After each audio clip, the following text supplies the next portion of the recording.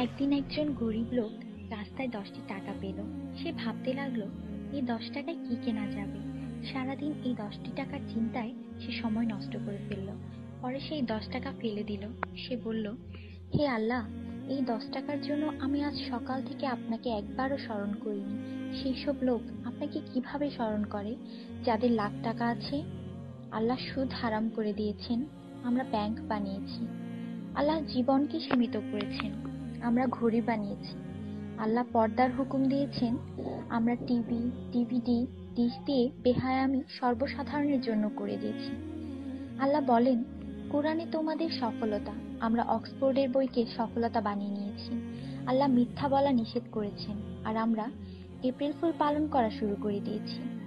আল্লাহ বৃদ্ধ বয়সে মা বাবার সেবা করতে বলেছেন, আমরা বৃদ্ধাশ্রম বানিয়ে ফেলেছি। আজ মুসলমান এই জন্য দুশ্চিন্তায় যে যাকে খুশি করার তাকেই তো রাগিয়ে ফেলেছি। দয়া করে সবাইকে ফরওয়ার্ড করুন, কারণ নেকির দাওয়াত দেওয়ায় নেকিকারীর সমান সওয়াব পাওয়া যায়। একটু ভাবুন, আজান যখন হয় তখন টিভির ভলিউম কমানো হয়, কিন্তু নজর টিভিতেই থাকে। আর মনে মনে বলি, আজান যাতে তাড়াতাড়ি শেষ হয়। এটাই কি আজানের মর্ম? আপনি নিজে আপনার মনকে প্রশ্ন করুন।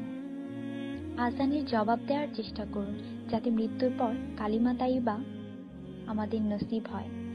অনুরোধ, এই মেসেজটি সবার কাছে পৌঁছে দিন। বন্ধুরা, আমাদের দাওয়াতে যদি কেউ না আসে, আমরা রাগান্বিত হই।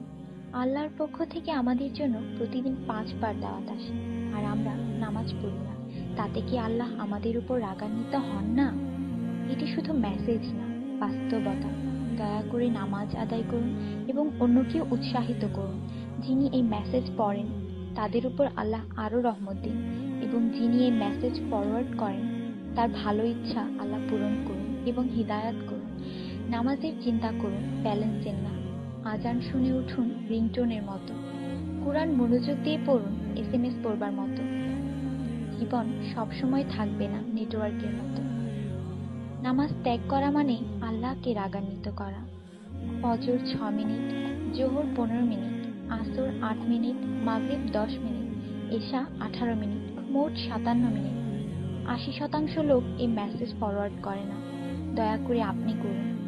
আল্লাহ সবার মঙ্গল করুন। আমিন।